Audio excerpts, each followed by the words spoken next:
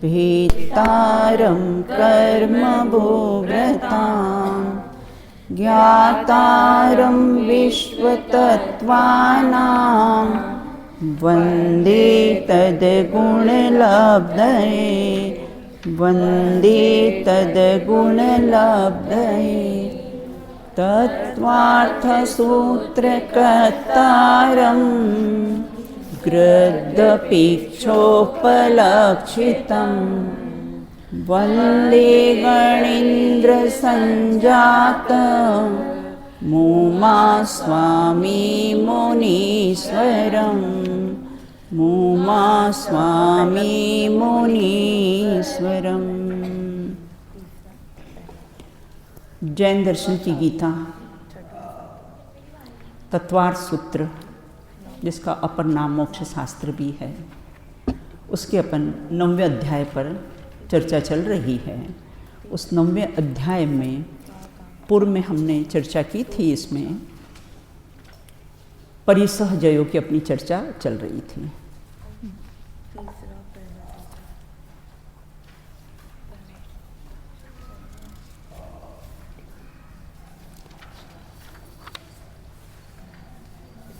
स्त्री परिसह और स्त्री परिसहजय में क्या अंतर पाया जाता है? प्रश्न अपना क्या है? स्त्री परिसह और स्त्री परिसहजय में क्या अंतर पाया जाता है? 22 प्रकार के परिसह होते हैं, है ना। कॉर्डलेस माइक ले लेना बेटा, है ना। यानी आप लोग के पास माइक है ना? हाँ, ओके, हाँ, चलो बोलो। स्त्री परिसह और स्त्री परिसहजय में क्या अंतर पाया जाता है? हाँ, देशना बताइए। दीदी, स्त्री परिसह अर्थात ब्रह्मचर्य को भंग करने आदि की अपेक्षा से स्त्रियों के द्वारा होने वाली आक्रमण को स्त्री परिसह कहते हैं। हाँ। ये स्त्री परिसह हो गया। लेकिन उस अवस्था मतलब उस समय पर भी हाँ। जो मुनिराज होते हैं वो समता भाव धारण करते हैं और मतलब उनका मतलब अब्रह्मचर्य अपने ब्रह्म स्वरूप में लीन रहते हैं। तो उसको स्त्री परिसह जय कहते हैं ना। स्त्री परिसह, कोई मुनिराज वन जंगल में ध्यानस्थ बैठे हों, स्त्री अपनी कुछ इष्टाएँ करती हो, अपना विकार प्रदर्शित करती हो, वो स्त्री परिसह है बहन जी, है ना। और वो स्त्री परिसह को, है ना, अपने ब्रह्म स्वरूप में लीन होकर उस पर किसी है विजय प्राप्त कर लेते हैं, उसको बोलते हैं स्त्री परिसहजय। परिसह और परिसहजय में क्या अंतर पाया जाता है? परिसह और परिसहजय में क्या अंतर पाया जाता है? हाँ, पलक बताइए।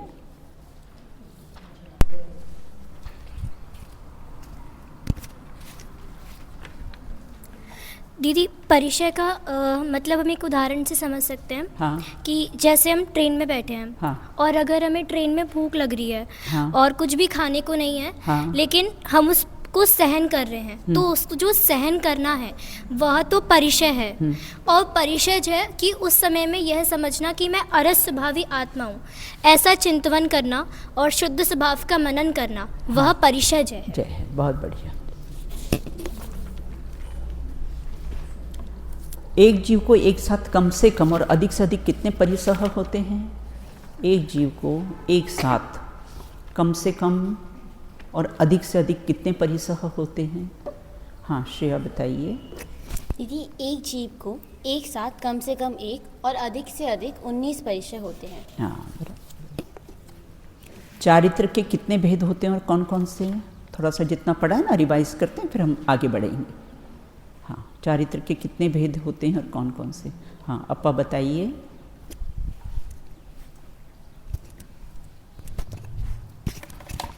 दीदी, चारित्र का एक भेद 2, 4, 5, 13। एक अपने स्वरूप में स्थिर होना, विचरण करना, वह एक भेद हो गया। 2 निश्चय चारित्र और व्यवहार चारित्र, ये 2 भेद हो गए। हाँ। और ये 4 स्वरूपाचरण चारित्र, देश चारित्र, सकल चारित्र और यथाज्ञात चारित्र, ये 4 भेद हो गए। 5 भेद सामयिक, छेदोपस्थापना, परिहार विशुद्धि, सूक्ष्म सांप्राय और यथाख्यात चारित्र, ऐसे 5 भेद हो गए। और 13 भेद आते हैं, 5 महाव्रत, 5 समिति और 3 गुप्ती। बहुत बढ़िया, बिल्कुल, है ना। और मैंने 2 भेद और बताए थे इसके ना, सामायिक के 2 भेद बताए थे मैंने इसमें। सामायिक के 2 भेद कौन कौन से होते हैं? हाँ चलिए, अनुज्ञा बताइए।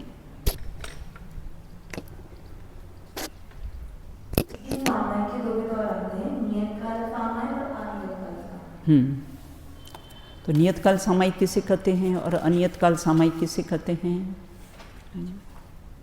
चलो राजी, नियत काल सामायिक और अनियत काल सामायिक किसे कहते हैं? नियत काल, हाँ चलो बताइए।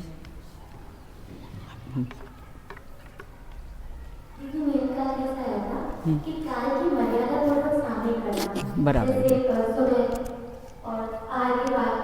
हाँ, मुनिराज 3 बार सामायिक में बैठते ना, क्यों मुनिराज सामायिक क्यों करते हैं? आहार के बाद तुरंत कैसे क्यों सामायिक में बैठ जाते हैं, क्या कारण है? हाँ, अभी मनुष्यों के बीच में रहकर ना, जो भी आहार इत्यादि में भी जो भी दोष लगा हो ना, तो हाँ उसके प्रायश्चित के लिए तुरंत कैसे आहार से आते हैं और कैसे हैं सामायिक में बैठ जाते हैं। अपने रत्नगण शावकाचार्य में तो लिखा है ना, सामायिक के काल में श्रावक मुनि तुल्य है, मुनि के समान होता है, मानो उपसर्ग करके उन पे वस्त्र पहना दिए हों। ऐसा कहा है, मानो ना उपसर्ग करके उन पर कैसा है वस्त्र पहना दिए हों। तो 2 प्रकार के, नियत काल सामायिक और अनियत, मतलब जो मुनिराज जो 3 बार सामायिक करते वो नियत काल, और अनियत काल मुनिराज सदा ही सामायिक में ही रहते हैं, क्योंकि सदा ही समता भाव है उनको सदा ही समता भाव रहता है, तो सदा ही सामायिक में ही रहते हैं मुनिराज। बिल्कुल हाँ। सामायिक शिक्षा व्रत, सामायिक प्रतिमा, सामायिक आवश्यक और सामायिक सामायिक चारित्र, 4 ना। सामायिक शिक्षा व्रत, सामायिक प्रतिमा भी होती है, सामायिक आवश्यक भी होता है और सामायिक चारित्र। क्या अंतर पाया जाता है इनमें? चलो राजी बताइए। जो सामायिक शिक्षा व्रत होता है ये होता है देशव्यापी श्रावक, बहुत बढ़िया। ये दूसरी प्रतिमा के अभ्यास स्वरूप होता है, और जो सामायिक होता है वो तीसरी प्रतिमा के व्रत रूप होता है। हाँ हाँ। और सामायिक आवश्यक जो होता है सट आवश्यक में वो 6 मुनियों को होता है, और जो निश्चय सामायिक चारित्र जो होता है वह आत्मज्ञान की प्रमुखता वाले अपरमित मुनिराजों को होता है, जो शुद्ध उपयोग की दशा होती है, सप्तम गुण स्थान होता है, उनको होता है ना। मुनिराज सदा सामायिक में रहते हैं, शत्रु मित्र के प्रति वर्तु समदर्शिता। बिल्कुल, इतनी अपनी चर्चा हो चुकी थी, अब अपन आगे चर्चा आज करेंगे। 19वें सूत्र पर अपन कैसी है चर्चा प्रारंभ करेंगे।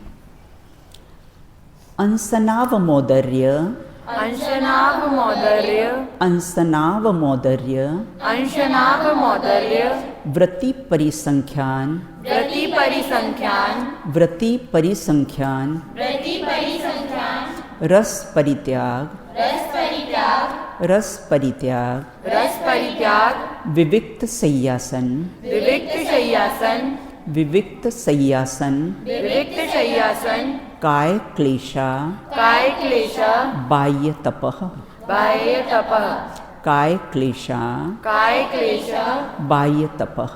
बाह्य तपः। अब बाह्य तप के कितने भेद होते हैं, उनका क्या स्वरूप है ना, उसकी चर्चा कैसी है यहाँ पर करते हैं। बिल्कुल, चलिए पढ़िए।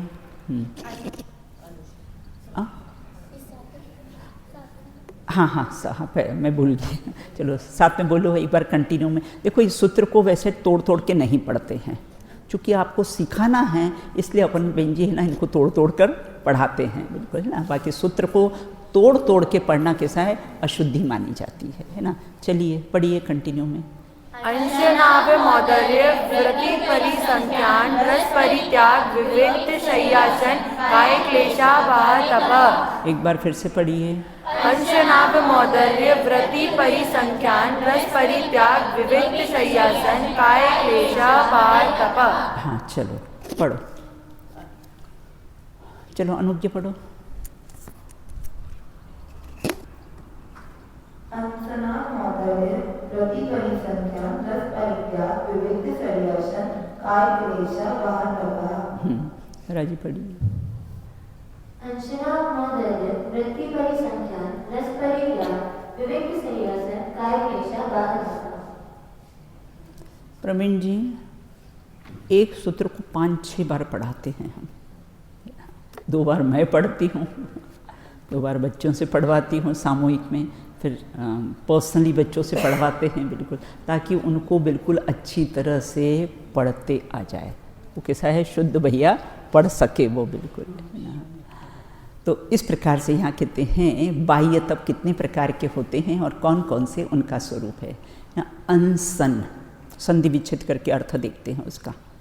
अंसना हो जाएगा, अंसना लिखा है ना उसमें, तो वो अंसन, तो आ की मात्रा है ना, तो बिन क्या अवमोदर्य, उसका अगर अपन संधि विच्छेद करेंगे ना तो क्या हो जाएगा, अवमोदर्य। उसके बाद वृत्ति परिसंख्यान, फिर रस परित्याग, फिर विविक्त संयासन, और मतलब जहाँ संधि विच्छेद से अर्थ होगा ना वहाँ बताऊंगी, बाकी सिंपल अपन पढ़ लेंगे। विविक्त संयासन, काय क्लेशा, बाह्य तपः। बाह्य तप मतलब जो बाहर से दिखते हैं। बाह्य तप मतलब कैसे, जो बाहर से अनशन करो, उपवास करो, रस का त्याग करो, ये सब बाहर से दिखते हैं ना, इससे बाहर से दिखते हैं, इसलिए क्या कह देते हैं, बाह्य तप कहा है।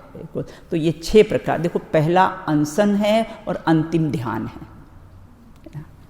पहला ये है ना, ध्यान में भी देखो ना, ये तो बाह्य तप में है भाई, अंतरंग तप में पहला ये देखो, पहला इसमें अनशन लिया है, और अपन दूसरे जो भेद पढ़ेंगे ना उसमें कैसा है, अंतिम कैसा है, ध्यान लिया हुआ है। तो यहाँ तप के कितने भेद होते हैं और कौन कौन से, बोले बाह्य तप और अभ्यंतर तप। 6 बाह्य तप और 6 कैसा है, अभ्यंतर तप होते हैं। तो अंतरंग तप के भेद प्रभेद बताए हैं, वह कैसे हैं, ज़्यादा महत्वपूर्ण है।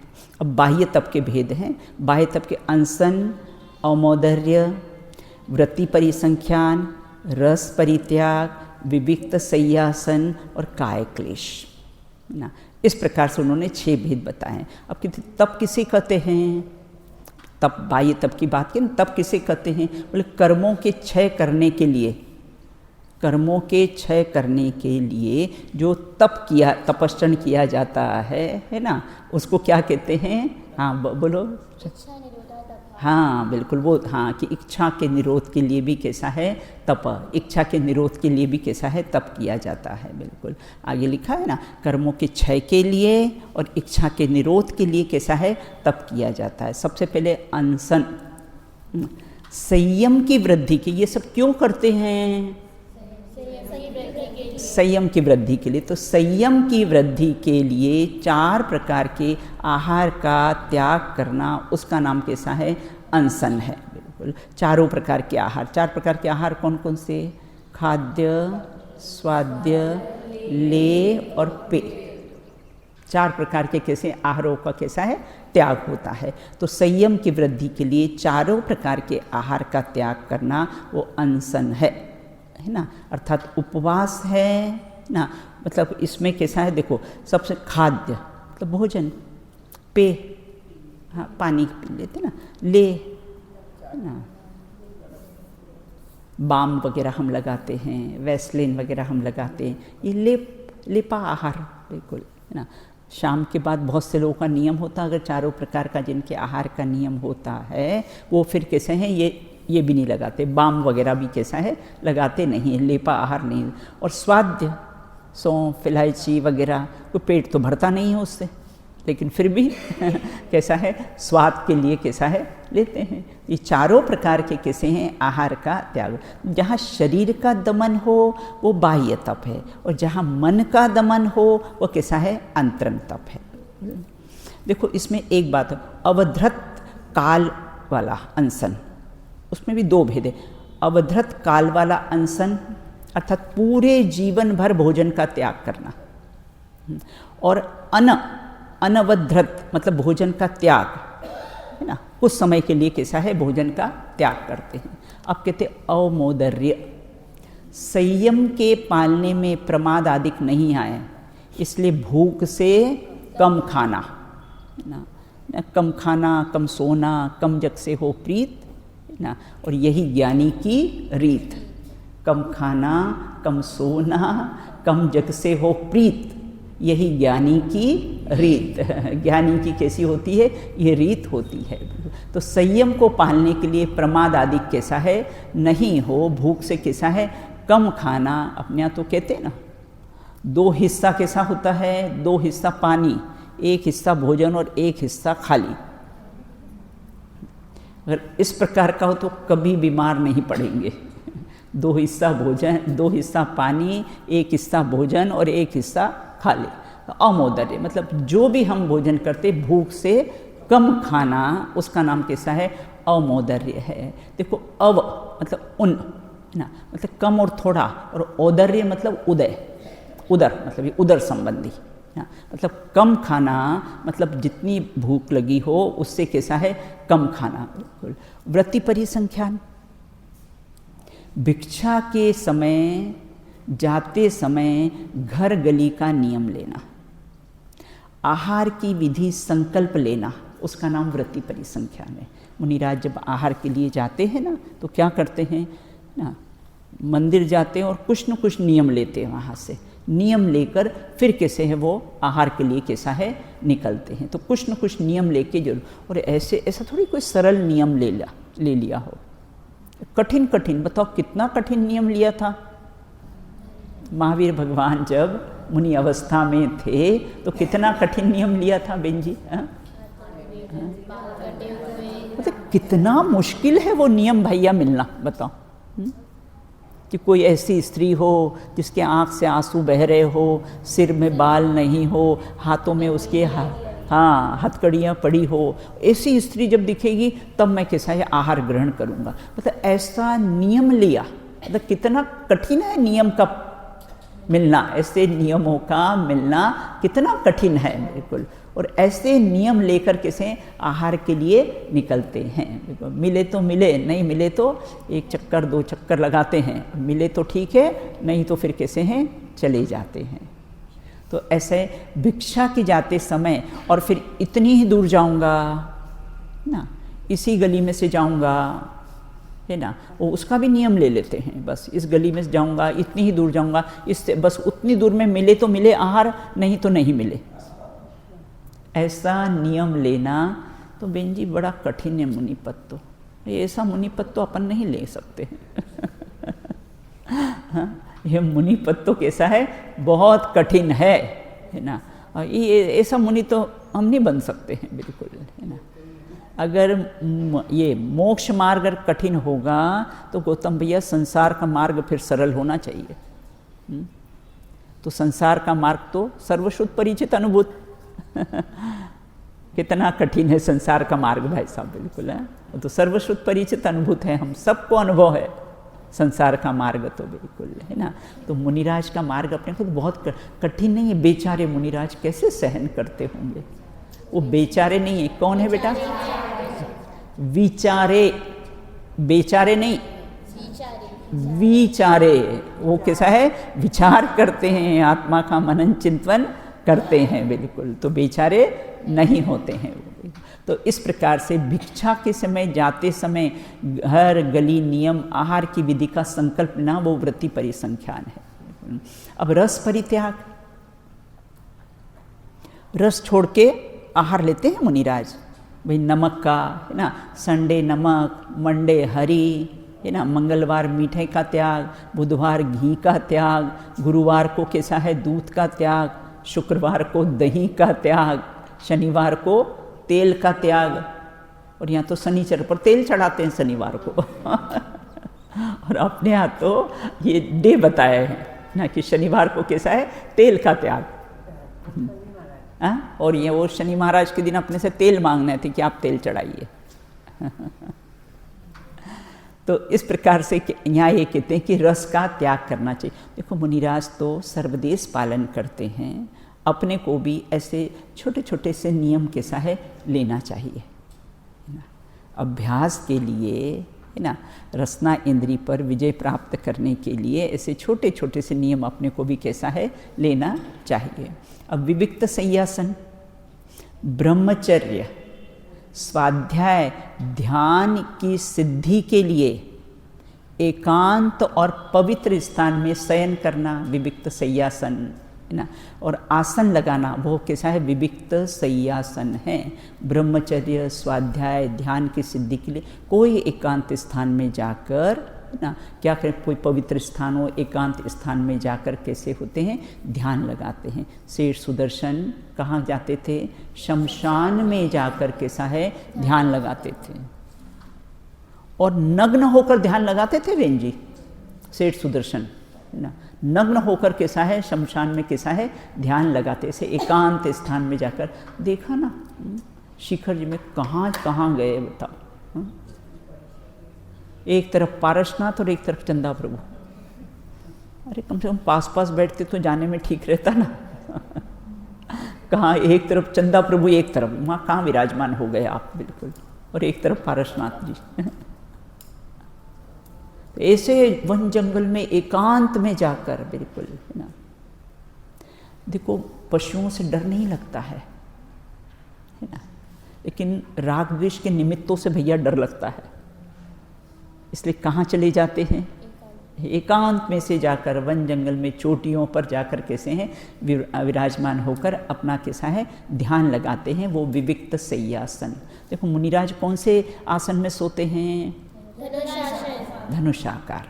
मुनिराज ऐसे सुखासन में नहीं सोते हैं बेन, बिल्कुल है, ऐसे हाथ पैर पूरे फैला लिए ऐसे नहीं सोते हैं। मुनिराज जब शयन करते हैं तो धनुषाकार, एक पैर फोल्ड कर कर है ना, धनुषाकार। और अगर उस बीच में अगर हाथ भी ऊपर करना हो तो क्या करते, पीछे से ऐसा परिमार्जन करेंगे ना, फिर हाथ नीचे करेंगे। बेन जी यहाँ के सूक्ष्म जीवों का हम घात नहीं हो जाए तो यहाँ से कैसे पीछे से परिमार्जन करते हैं। अगर यहाँ से राजस्थान की सीमा से अगर मध्य प्रदेश की सीमा में प्रवेश करेंगे ना बेन जी ना, तो फिर भी कैसा है, पीछे से सब परिमार्जन करते हैं बिल्कुल, कि एक क्षेत्र के जीव कैसे दूसरे क्षेत्र में घात नहीं हो जाए उनका। तो इसलिए उनका कैसा है, पीछे से सब परिमार्जन करते। क्यों, अहिंसा महाव्रत के धारी है ना, अहिंसा महाव्रत के धारी हैं, अपने निमित्त से सूक्ष्म जीवों का भी घात नहीं हो, तो इतनी कैसी है सावधानी वो रखते हैं बिल्कुल। फिर काय क्लेश, शरीर से ममत्व न रखकर आताप योग आदि का धारण करना कैसा है, काय क्लेश है बिल्कुल। सर्दियों में कहाँ रहते हैं, तरुतल वर्षा की झड़ियों में तारस पान किया करते, सुख दुख दोनों की घड़ियों में। और गर्मियों में कहाँ रहते हैं, शिखर की चोटियों में बहन, वहाँ जाके रहते हैं बिल्कुल। तो यहाँ ये कहते हैं काय शरीर से ममत्व न रखकर है ना, आताप योग में, अर्थात गर्मी में सर्दी में ऐसे ऐसे स्थानों में जाके बैठ जाते हैं अपनी परीक्षा के लिए, कि अपनी शरीर से कितनी एकत्व ममत्व बुद्धि टूटी, तो अपनी परीक्षा के लिए ऐसे स्थानों में कैसे हैं जाके बैठ जाते हो, और आराधना में है ना कि शिथिलता नहीं होने पाए बिल्कुल। और कहते हैं अब परिसह और काय क्लेश में क्या अंतर पाया जाता है, परिसह और काय क्लेश में क्या अंतर पाया जाता है। 22 प्रकार के परिसह होते हैं ना, हाँ देखो परिसह और काय क्लेश है ना। परिसह तो के वो उपसर्ग और परिसह में अपने अंतर देखा था ना। या परिसह 22 प्रकार के भिन्न परिसह, क्षुधा तृष्णा इत्यादि 22 प्रकार के परिसह होते। काय क्लेश स्वयं किया जाता है, और परिसह कैसा है, अचानक भूख के प्यास के कोई भी है ना, तो उसमें कैसे हैं परिसही जयी होते हैं। अनशन और आदि को बाह्य तप क्यों कहा है, अनशन आदि को बाह्य तप क्यों कहा है, तो अनशन आदि तो तप बाह्य द्रव्य के अवलंबन से होते हैं ना। जो तप दूसरों के अवलंबन से हो, प्रत्यक्ष होते हैं, इसलिए इनको कैसा है बाह्य तप कहा जाता है। और सब जितने भी तप होते हैं ना बहन जी, सब वीतरागता की वृद्धि के लिए, सब अंतरंग में चाहे बाह्य हो चाहे अंतरंग हो, सब वीतरागता की वृद्धि के लिए किए जाते हैं। क्या बाह्य तप करना व्यर्थ है, ये तो बाह्य शरीर की क्रिया है, तो बाह्य तप करना क्या व्यर्थ है, क्योंकि मुक्ति का कारण तो अंतरंग तप ध्यान है। तो यहाँ कहते कि नहीं, बाह्य तप करना व्यर्थ नहीं है, क्योंकि मुक्ति का कारण तो अंतरंग तप है, लेकिन बाह्य तप करना भी व्यर्थ नहीं है, क्योंकि अंतरंग तप की वृद्धि के लिए अत्यंत कठिन अनशन आदि बाह्य तप का कैसा है आचरण किया जाता है। इस प्रकार से कैसे हैं ये अपने बाह्य तप की अपने चर्चा की है बिल्कुल। अब यहाँ ये कहते हैं कैसा है, अब अभ्यंतर तप, अंतरंग तप पढ़ते हैं इसको। अब अभ्यंतर तप कितने हैं और कौन कौन से हैं उसकी चर्चा है। प्रायश्चित, प्रायश्चित, प्रायश्चित, प्रायश्चित, विनय, विनय, विनय, विनय, वैयावृत्य, वैयावृत्य, वैयावृत्य, वैयावृत्य, स्वाध्याय, स्वाध्याय, स्वाध्याय, स्वाध्याय, व्युत्सर्ग, व्युत्सर्ग, व्युत्सर्ग, ध्यानान्युत्तरम, ध्यानान्युत्तरम, ध्याना न आधा है उसमें, ध्यानान्युत्तरम, ध्यानान्युत्तरम, ध्यानान्युत्तरम, ध्यानान्युत्तरम, मतलब उत्तर, उसका संधि विच्छेद करेंगे ना। चलिए पढ़िए कंटिन्यू में। प्रायश्चित, विनय, वैयावृत्य, स्वाध्याय, व्युत्सर्ग, ध्यानान्युत्तरम। एक बार फिर से पढ़िए। प्रायश्चित, विनय, वैयावृत्य, स्वाध्याय, व्युत्सर्ग, ध्यानान्युत्तरम। चलो पढ़ो बेटा। हाँ अणिमा पढ़िए। प्रायश्चित, विनय, वैयावृत्य, स्वाध्याय, व्युत्सर्ग, ध्यानान्युत्तरम। चलो पढ़ो, देशना पढ़ो। प्रायश्चित, विनय, वैयावृत्य, स्वाध्याय, व्युत्सर्ग, ध्यानान्युत्तरम। अब यहाँ कहते जो अभ्यंतर तप हैं वो कौन कौन से हैं, नाम बताएं उसके। प्रायश्चित, जैन धर्म में पश्चाताप नहीं है, पश्चाताप को कोई स्थान नहीं है, अपने प्रायश्चित को स्थान है बिल्कुल, है ना। तो प्रायश्चित, विनय, वैयावृत्य, स्वाध्याय, व्युत्सर्ग और ध्यान, है ना। ध्यानान है ना, ध्यानान है ना मतलब ध्यान, तो आन्युत्तरम मतलब उत्तर, मतलब दूसरा। तो दूसरा मतलब पहला कौन सा हमने पढ़ा था, बोले पहला हमने पढ़ा था कौन से, बाई। हाँ प्रायश्चित और पश्चाताप में क्या फ़र्क है, बिल्कुल। प्रायश्चित कैसा है, मन की शुद्धि के लिए करते ना अपन, और पश्चाताप तो आर्त ध्यान है। पश्चाताप, किसी बात का पश्चाताप करते ना, अरे ऐसा क्यों हो गया, ऐसा क्यों हो गया, ऐसा क्यों हो गया, बिल्कुल मैंने ऐसा क्यों बोल दिया, मैंने ऐसा क्यों कर दिया, उसने मेरे साथ ऐसा क्यों किया है ना। तो ये इसका पश्चाताप बार बार। और प्रायश्चित तो कैसे, चित्त की शुद्धि के लिए। देखो इसमें भी आएगा अपने, है ना, प्रायश्चित का। अभी मैं एक चैप्टर बनाने वाली हूँ प्रायश्चित पर, इसके 9 भेद बताए हैं प्रायश्चित के अपने यहाँ पर। तत्वार्थ सूत्र में प्रायश्चित के 9 भेद बताए हैं, 9 प्रकार से कैसा है प्रायश्चित कहा है, बिल्कुल, है ना। तो प्रायश्चित और पश्चाताप में पश्चाताप नहीं होता है, अपने तो प्रायश्चित होता है। हमने अगर कोई भी अपराध भी कर दिया है तो कोई बात नहीं है, प्रायश्चित लेते हैं। अरे मुनि लिंग छेद देते हैं तो बहन जी प्रायश्चित ले लेते हैं। आचार्य समंत भद्र, है ना, विष्णु कुमार मुनिराज, है ना, मांगनंदी मुनिराज, है ना, तो मुनिपद छेद दिया था, है ना, फिर अपराध हो गया, लेकिन फिर वापस कैसा है, प्रायश्चित लेकर फिर दीक्षा धारण कर ली वापस, पुनः छेदोपस्थापना है ना अपने।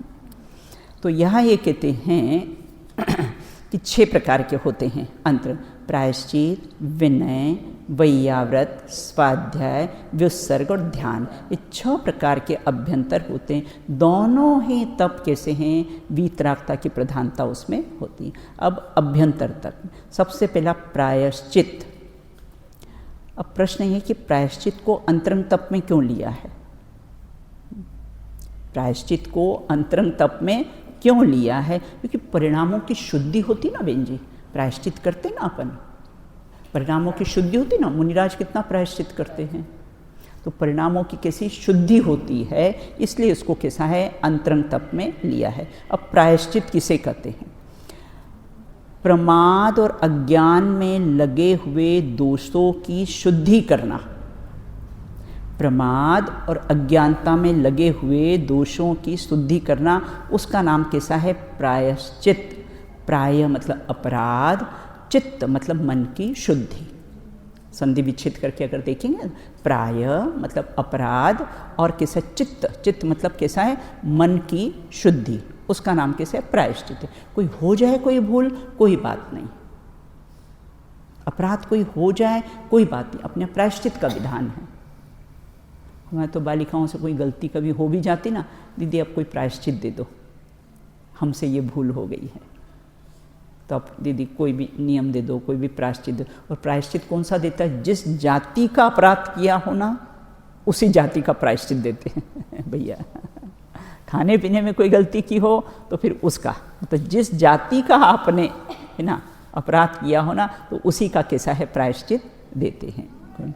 अब कहते हैं विनय। देखो ध्यान को लगातार अगर अंतर्मुहूर्त तक चले ना, तो कैसा है? केवल ज्ञान हो जाता है। लेकिन उपवास अगर 1 वर्ष तक भी बेंजी रहे तो, हाँ बोलो भाई। प्रायश्चित अपने आप भी लिया जा सकता है कि सामने बड़ों से ही? अपने आप भी लिया जा सकता है। अपने कोई अपराध किया हो ना, अब जैसे मुनिराज रहते भगवान के आगे प्रायश्चित लेते हैं ना, है ना, और अपना भी, अपने से भी कोई भूल हो जाए, हाँ अपनी गलती मानकर फिर उसमें कि भैया अब हमने ये किया है, अब हम इसका त्याग करेंगे, या जो भी जिस मतलब टाइप का अपना अपराध हुआ ना, उसको उस टाइप को उसी प्रकार से फिर अपना उसका कैसा है भाई, हम 1 महीने के लिए, 15 दिन के लिए, 8 दिन के लिए, 1 दिन के लिए, बिल्कुल है ना, तो वो स्वयं भी ले सकते हैं और कैसे हैं दूसरों से भी ले सकते हैं। दूसरों से लेने में क्या होता है? दृढ़ता से पालन होता है। स्वयं से लेना तो उतना पालन नहीं, लेकिन हम दूसरों से प्रायश्चित लेते हैं ना, तो कैसा है? अब जैसे संघ में आचार्य श्री के पास जाकर क्या करते हैं?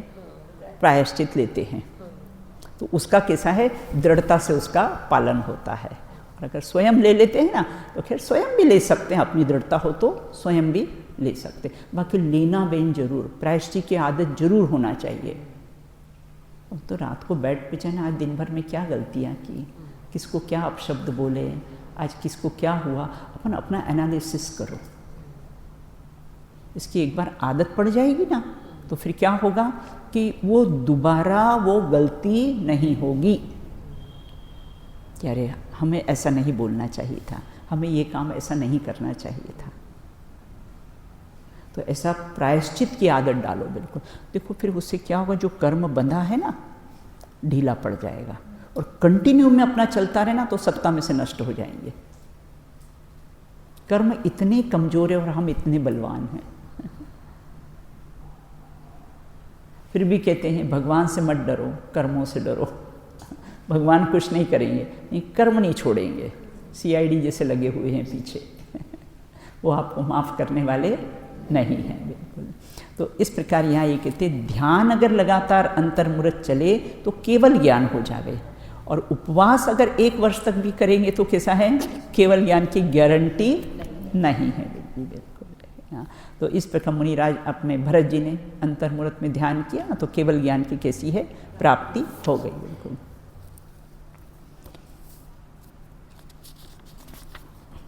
अब विनय तप। पूज्य पुरुषों की विनय करने के लिए अपने परिणामों को कोमल स्वच्छ बनाना ही कैसा है? विनय तप है ना। पूज्य पुरुषों की विनय करने के लिए अपने से पूज्य पुरुष हो, गुरुजन हो, माता पिता हो, है ना, उनकी भी कैसी है? लौकिक व्यवहार से कैसी है? सब विनय करना चाहिए, और अपने परिणामों में उसमें कैसी कोमलता होती है, वो कैसा है? देखो एक निश्चय विनय और एक व्यवहार विनय। एक व्यवहार से निश्चय विनय मतलब कौन से? परिणति को अपने अंदर झुकाना, उसका नाम तो कैसा? निश्चय विनय है। और व्यवहार से व्यंजी विनय किसको कहते हैं? अपने गुरुजनों की, माता पिता की, देवसास गुरु की विनय करना, ये कैसा है? विनय तप है बिल्कुल। फिर वैयाव्रत तप, मन वचन काय से मुनियों का, त्यागियों की सेवा टहल करना, वो वैयाव्रत तप है। अब यहाँ ये कहते हैं कि कैसी है? वैयाव्रत करना, सेवा इत्यादि करना। देखो जब समाधि धारक होते ना, तो कोई कोई तो कैसे हैं, समाधि ले लेते हैं और नियम ऐसा लेते हैं, न तो हम स्वयं सेवा करेंगे अपने, न तो दूसरों से सेवा करवाएंगे। और कोई ऐसे लेते हैं स्वयं तो अपनी सेवा करेंगे, दूसरों से नहीं। एक तो स्वयं में तो स्वयं भी कुछ हाथ पांव में कोई तकलीफ हो तो दबाएंगे नहीं, और दूसरों से भी करवाएंगे नहीं। बिल्कुल भावना ऐसी ही रखना कि कभी किसी से कोई सेवा का मौका ही नहीं मिले। बिल्कुल मैं ऐसा सोचती हूँ बिल्कुल कि जीवन में एक हॉस्पिटल का और एक कोर्ट का, दो का मुँह नहीं देखना भैया। तो कोर्ट का तो खैर सवाल नहीं उठता देखने का, लेकिन हॉस्पिटल का भी सोचती हूँ कि जीवन में अपने को हॉस्पिटल और कैसा है, कोर्ट का मुंह देखना नहीं पड़े। बिल्कुल किसी से सेवा सुषुम्ना, अपन तो अपनी सेवा करे और चलते बनो यहाँ से। तो मन वचन काय से मुनि और त्यागियों की सेवा टहल करना, ये सब व्यवहार से बोला है, व्यवहार से वैयाव्रत है। निश्चय से तो कैसा है, अपनी है ना, अपनी ही सेवा करना, स्व की ही सेवा करना, अपने उपयोग को अपने अंदर ही झुकाना, अपने उपयोग का कैसा है, अपने अंदर ही उपयोग को उपयोग में ही रख देना, वही निश्चय से कैसा है अपनी सेवा है। अब स्वाध्याय ये करके समाप्त करती हूँ। स्वाध्याय तब किसे है, सम्यक ज्ञान की प्राप्ति के लिए साधन रूप शास्त्रों को आलस्य रहित अभ्यास करना, उसका नाम कैसा है, स्वाध्याय है। देखो सु प्लस आय प्लस अधि, सु प्लस आ प्लस अधि प्लस आय।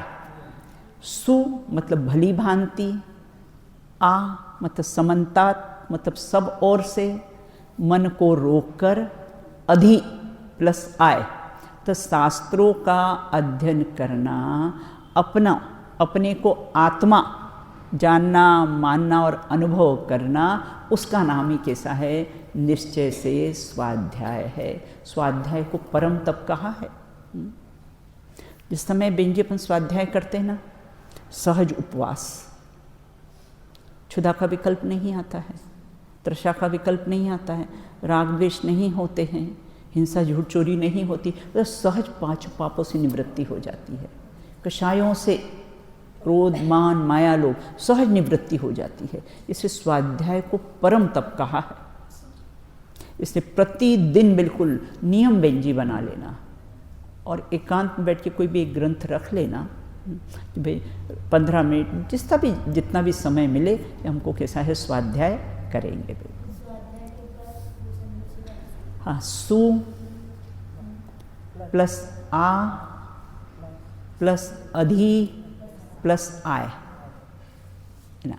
तो सु मतलब भली भांति, सु मतलब भली भांति, आ मतलब समन्तात, समन्तात मतलब सब ओर से, सब ओर से मतलब द्रव्य से, क्षेत्र से, काल से, भाव से, सब ओर से मन को रोककर।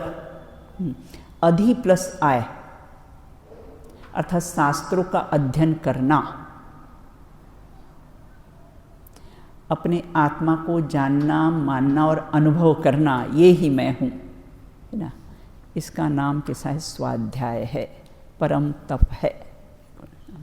अब आके थे व्युत्सर्ग, बाह्य और अभ्यंतर परिग्रह का त्याग कर आत्मा के भावों को शुद्ध बनाना, वह कैसा व्युत्सर्ग तप है। बिल्कुल ना, बाह्य और अभ्यंतर 24 प्रकार के परिग्रह होते हैं।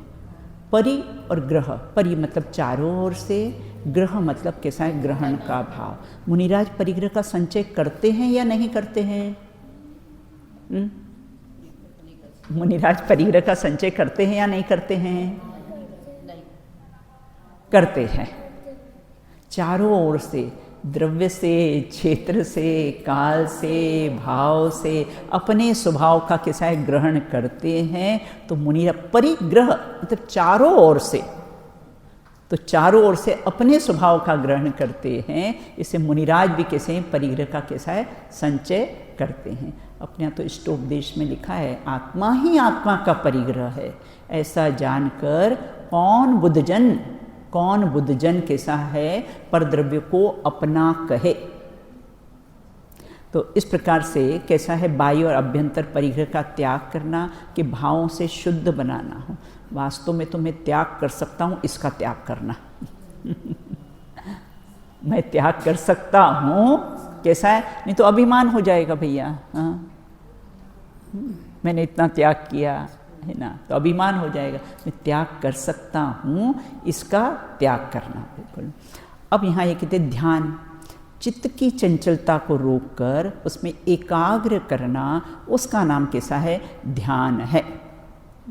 तो चित्त की चंचलता को एक को अग्र करके, एकाग्र चिंता निरोधो ध्यानम, एक को अग्र, तो एक कौन, बोले आत्मा, बोले आत्मा को अग्र करके उसमें अपने चित्त को रोकना, उसका नाम कैसा है, ध्यान है। ये तो रोकना विंजी कहा है, ये सब सहज प्रक्रिया होती है,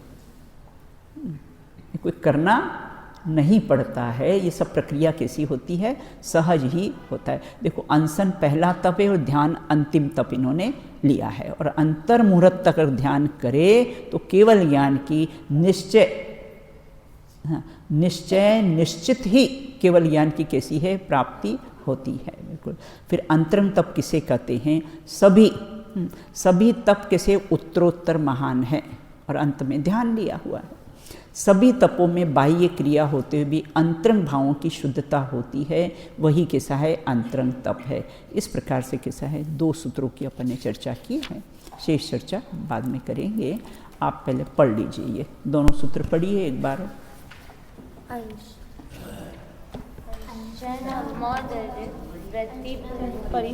साथ में पढ़िए सब लोग। 19वां सूत्र। वृत्ति परिसंख्यान रस परित्याग विविक्त शय्यासन काय क्लेशा बार तपा प्रायश्चित विनय भैया व्रत स्वाध्याय उत्सर्ग ध्यानान्युत्तरम। बहुत बढ़िया। शेष चर्चा बात बोलो। देखो मुनिराजो, देखो मुनिराजो पर भी कैसे कैसे उपसर्ग हुए, धन धन वीर साधु साहसी आराधन से नहीं छिगे, उनको निज आदर्श बनाओ, उनमें समता भाव धरो, व्याघ्र न हो शुद्ध न हो, चिदानंद रस सहज पियो, चिदानंद रस सहज पियो। जय हो, जय हो, जय हो,